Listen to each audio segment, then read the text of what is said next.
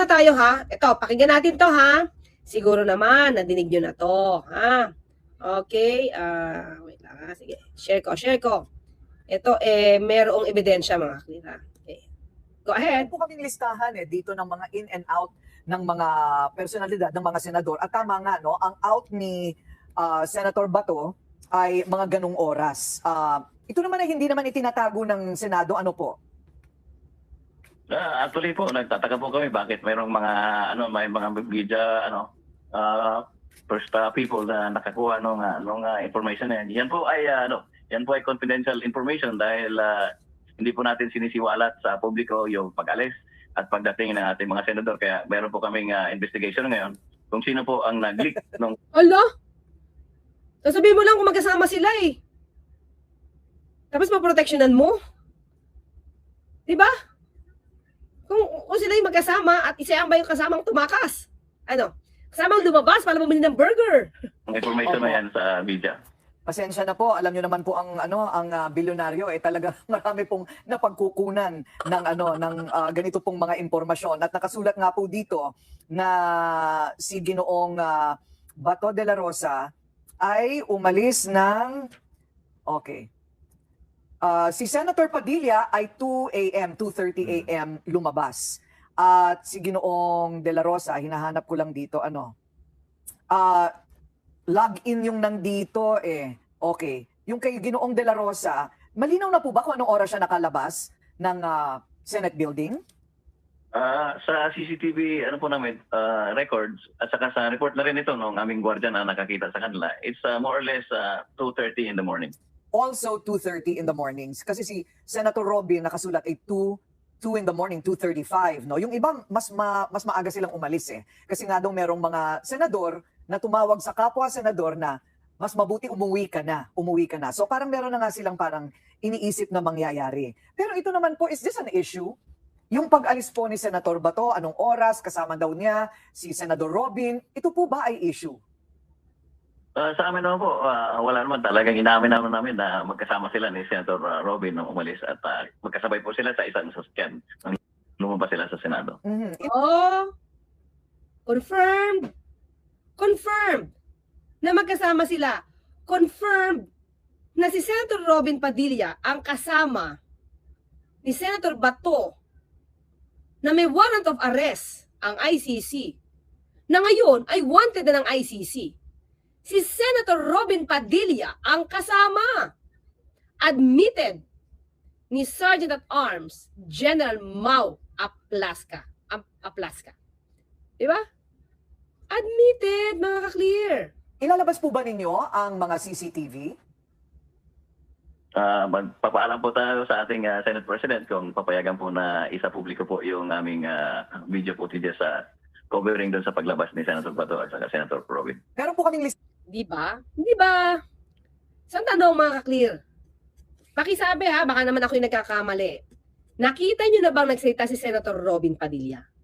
Hinahanap po kasi kung siya na-interview or what, hindi ko siya pa nakikita. Meron na ba? Please lang. Baka kasi ako lang yung hindi nakakita dahil medyo limited yung akin nare-research. Confirmed. So ang tanong, proud ba si Senator Robin na siya ang naglabas kay Senator Bato? At ito ba yung dahilan kung bakit ayaw ni Senator Alan Cayetano na magkaroon ng checkpoint yung mga sasakyan, lalong-lalo na ang sasakyan ng mga senador? Diba? Yan bang ginawa, Senator Alan, Senator Robin, yan bang ginawa mo ay makabayan? Tanong lang naman, diba? Yan ba ay ikatutuwa? Yang ginawa mo na pagsama, pagdala kay Senator Bato de la Rosa sa labas, kahit may under protective custody siya ng Senado dahil naniwalang NBI sa sinabi ng Senado, matutuwa kaya dyan si Andres Bonifacio? Na lagi mong pinangangalandakan na dapat gagawa ka ng tama, otherwise magagalit si Senator, si Andres Bonifacio. Pakinggan natin to, mga ka-clear ha. Saka natin pakinggan si Mariel. Okay? Ang balita ko, diyan kayo matutulog sa Senado. Kayo ba nagbabayad ng kuryente dyan? Hala! Diyan natulog si Senator Bato. Sinabi mo yan sa kanya? Pinagsamo ba si Senator Bato? Ba't ka matutulog dyan? Di ba? Kasi this time, mga Chris, sabi niya to kay Senator Trillanes. Pero tanong natin, ito bang sinabi mong to? Binanggit mo kay Senator Bato? Hindi yata eh. Kasi sabi mo, tutulungan mo siya. Kumbaga, kahit pagpatayan kayo, pagtatanggol mo siya. So, di mo sinabi ito. Di mo tinanong bakit siya dinatulog, di ba? Oh. Kayo ng, mamaya dyan, ang balita ko, dyan kayo matutulog sa Senado. Kayo ba nagbabayad ng kuryente dyan? Pambira kayo. Kami nagbabayad dyan.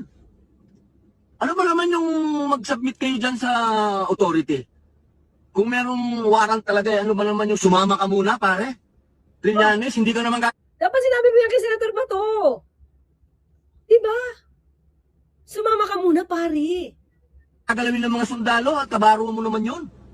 Well, hindi. O, diba, kabaro naman din ni Senator Bato yun. Mista yung iba. Yung iba pa, PNP, dati pa siyang head.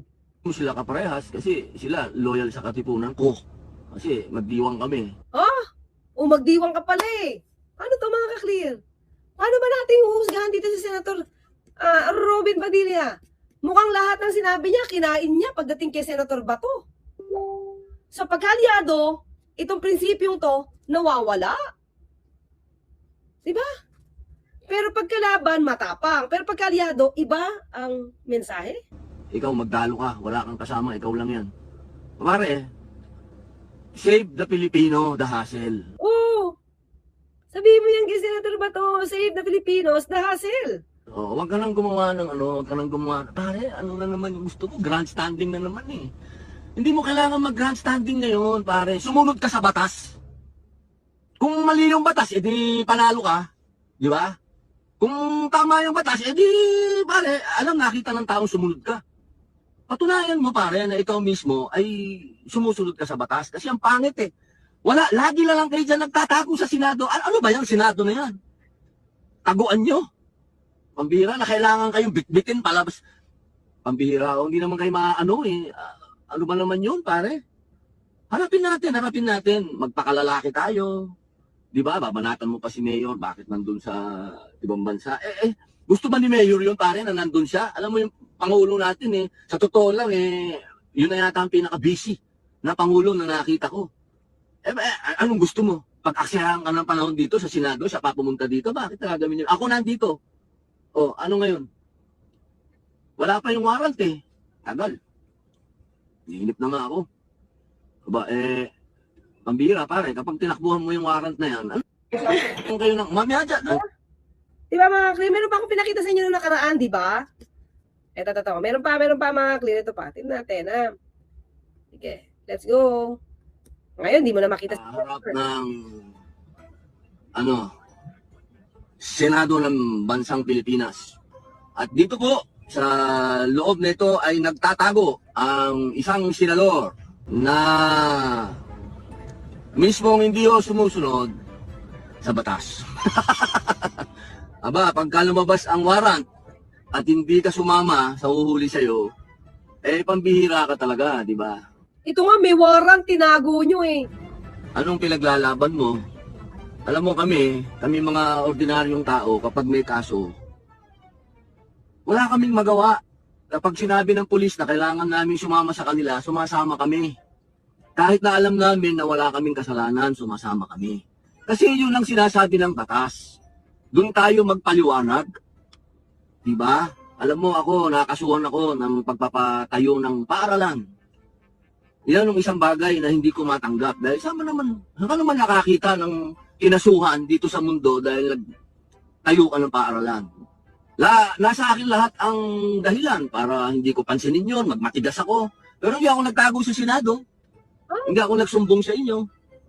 Ang ginawa ko, hinayaan akong makasuhan ako, hinarap ko yung kaso ko. Kasi yun ang sinasabi ng batas. O paano yan? Anong ginawa mo ngayon kay Senator Bato? Kasama ka pang umalis.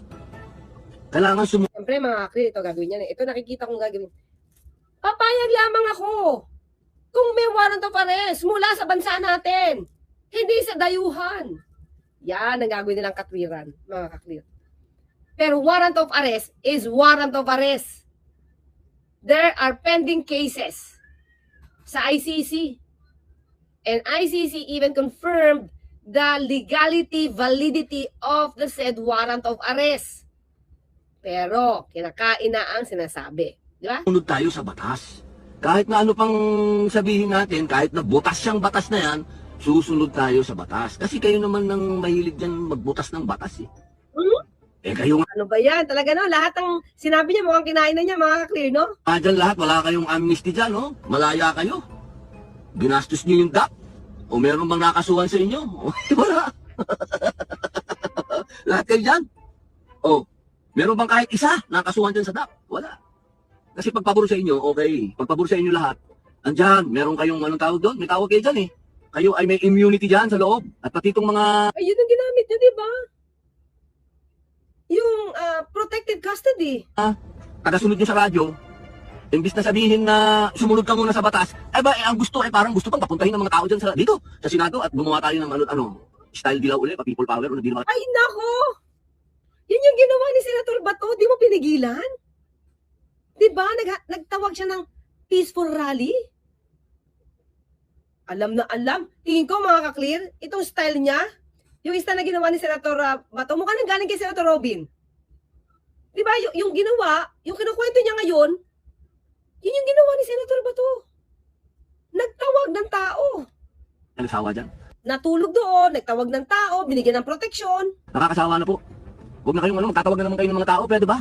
Mag-a-action na naman kayo ng mamaya dyan. Ang balita ko dyan, kayo matutulog sa Senado. Kayo ba nagbabayad ng kuryente dyan? Pambira kayo. Mga clear natin natin ang ganda. Nakita natin, nadinig natin yan. Yung pare natin, yung ating kumpare. Ng tao dito sa Pilipinas, pare, pag may reklamo, hinaharap nila. Ordinaryong tao yun. Mahiya naman kayo. Kayo, senador. Ganyan tao. Ano naman? Special ba kayo? Oh, di ba? Dapat kayo special. Diba? Kayo nga may paandar na boss namin kayo, diba? Yung nagkaraang administrasyon. Kami boss nyo. Sabi nyo. Ngayon. Pagka normal na magsasaka lang na iimbitahan, isasama. Ha? Meron ba? Kapag normal na mangingisda lang, pag inimbitahan ng batas, sasama. Ay, nako mga ka-clear. Okay, nakita na natin. Alisin na natin yan. Let's go mga ka-clear. Pinakita ko lang sa inyo, ano na yung mga words na kinakain ni Senator Robin. At mga ka-clear, yung pagkakasalansan, yung pagkakadescribe niya, yun yung ginawa ni Senator Bato. At ginawa nila, actually. Yun yung ginawa nila. May protection, doon natulog. Tapos, hindi lumalabas. Ngayon, nakatakas, mga ka-clear. Diba? O, diba? Nakakahiya naman, diba? Nakakahiya naman daw sa taong bayan. At hindi mo yan sinabi kay Senator Bato. At hindi niya ginawa. So, ngayon, mga clear, ayan. Ang nakikita sa ngayon ay yung asawa niya. Hindi nakikita si Senator Robin. Sa social media ang video ng paghamon ni Senator Robin Padilla kay dating Senador Antonio Trillanes na sumuko noong 2018. Yan ay Nabalita rin pala. habang inaakusahan ngayon si Padilla na tumulong kay Senator Bato de la Rosa na umeskapok sa Senado. To the rescue naman si Mariel Rodriguez sa kanyang asawang pinumpukol ng mga puna. Ang detalye sa Agenda Weekend Report ni Jill Sebandan. Kahit po mapapahamak siya. It doesn't matter. Yeah. Dangerous Yes, it doesn't matter. Basta someone needs help, he will be there. Ay, totoo nga. Kahit na mapapahamak siya, gagawin niya. He will be there. So, ibig sabihin ng mga clear, kahit mali, kahit labag sa batas, kahit nakakahiya, gagawin niya. He will be there. Katulad ng ginawa nito. Diba? Dahil kaalyado niya, di niya na inisip ang bayan. Diba? Di niya inisip yung mga EJK victims. Di niya inisip. Unlike Rear Admiral Cusi, nag-isip kahit mista. Mag-reflect. Pero ito, ayon kay Mariel, kaya nga nagkaroon ng controversial itong pag sinabi niya, gagawin lahat ni Robin Padilla kahit mali. Diba? That's the point. Kahit mali, he will be there. Kontrobersyal ngayon ang podcast ni Senator Amy Marcos sa social media, kasama ang asawa ni Senator Robin Padilla na si Mariel Rodriguez Padilla. Dito ibinahagi ni Mariel ang kanyang pagtatanggol sa asawa at kung papaano niya tinitingnan ang serbisyo publiko ni Robin. Serbisyo publiko, mga kaklir. Tanong lang serbisyo publiko, ang isama mo, ang isang tinuturing na pugante dahil may warrant of arrest. Di ba? Sabi ng OSG, tinuturing na siyang pugante. Bakit may warrant of arrest? Wanted sa ICC. At yung mga tao nag-file ng complaint dun, Pilipino. Naka-full support because Why? because I saw it in him na Bagay pamilya niya eh. in his family and in his heart, Yeah. the sincerity to help is really there.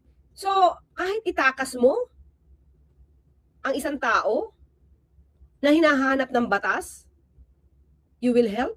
Ay, hindi makabayan yun, mga ka-clear, ha? Gatong ni Senator Amy Marcos, Ang lupit ng politika. Sobra. Babakbakan ka all the Sobra. time. Sasabihin kung Bugbog na ano-ano. bugbog.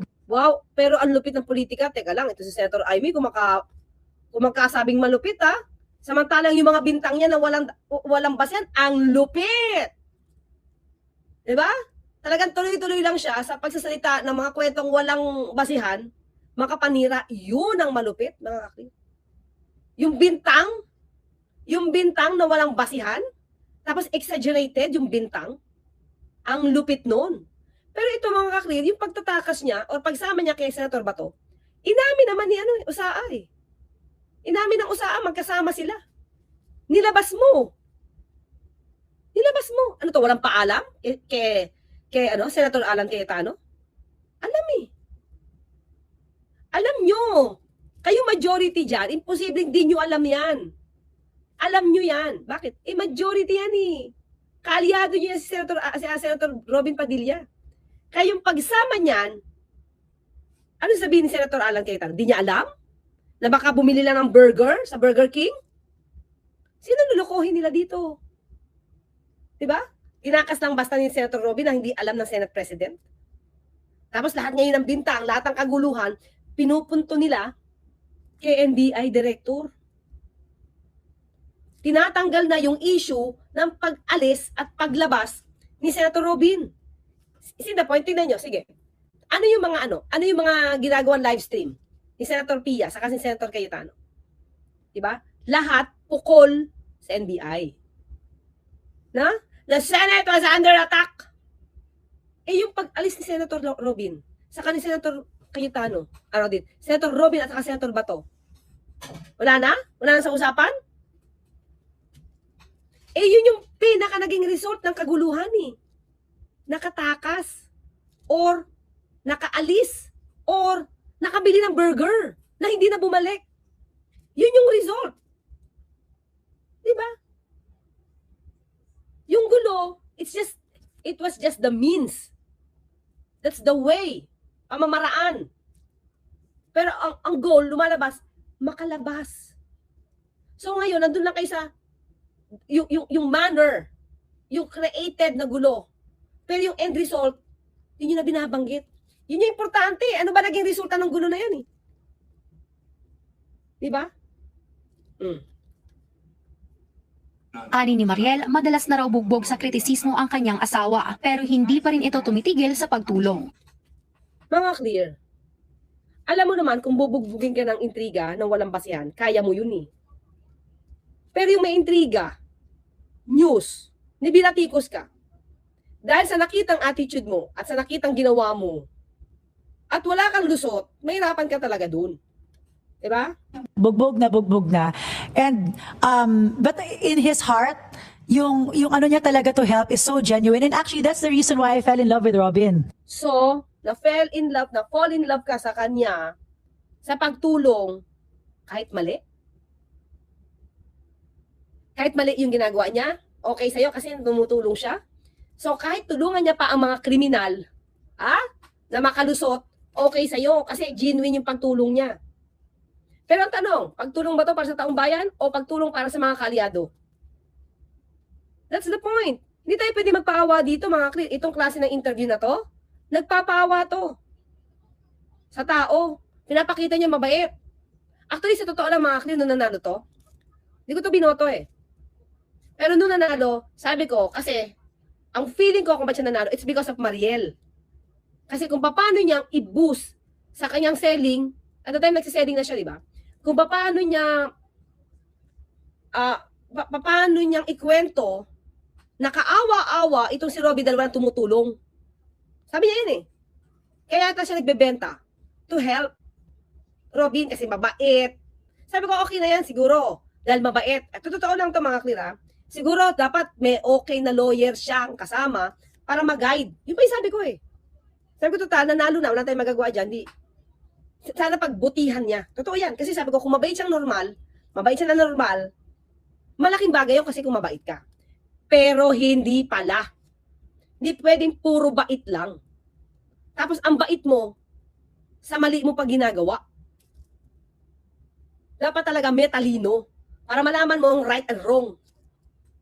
Diba? Kasi hindi pwedeng puro ka lang, katulad sabi niya, kahit ano yung dugo niya. Tapos mali naman yung ginagawa, may pagpatay. Umaming may pagpatay, pumapatay. Di ba, labag din naman yan sa relihiyon nyo. O may nagbanta ng buhay, may kakilalang assassin. Tama ba yun? Yun na yung point natin, di ba? Tama ba yun? Na yung iniidolo mo at tinutulungan mo, may kakilalang assassin, at dahil sa galit niya, pwede siya magpapatay. Ang tanong, tama ba yun? Di ba kahit mabait ka o mabait ka kay BP Sara, ang tanong natin, tama ba yun? Na i-tolerate mo yun? Di ba? So hindi pwede puro bait. Or, di ko alam kung totoong bait ito eh. O pansarili. Yung kabaitan niya is pangsarili. Pansariling interes ng kaibigan, hindi pang kalahatan. So iba yon, Mariel. Iba yung kabaitan mo para i-push mo yung interes ng kaalyado mo. At iba yung mabait para i-push yung interes ng bayan. Kahit na mapapasama pa siya, basta may Correct. grupo siya na kailangan may makinig sa kanya, kailangan Kita ko mapakinggan, yan eh. gagawin niya. See? Ibang sama. Kahit mapasama pa siya, basta may grupo siya, so kaalyado niya yan, tutulungan niya yan kahit mali. So itong revelasyon ni Mariel, kitang-kita mo yung ugali ni Senator Robin Padilla. Kahit mali, ipupush niya. Katulad niyan. Labag sa batas. Yung ibang ginagawa. Diba? Sabi niya, ano labag sa batas? Alam niyo naman na mayroong warrant of arrest. Alam niyo naman na mayroong protective custody. Hindi niyo pwede sabihin na pwede siya mag-come and go. Kasi kung pwede mag-come and go, si Senator Robby, as si Senator Bato, dapat di niyo nilagay sa protective custody. At hinayaan niyo lang yung NBI dyan. Kasi sabi niyo, walang valid warrant of arrest. Bakit kailangan niyong protektahan? Bakit kailangan niyo dyan patulugin?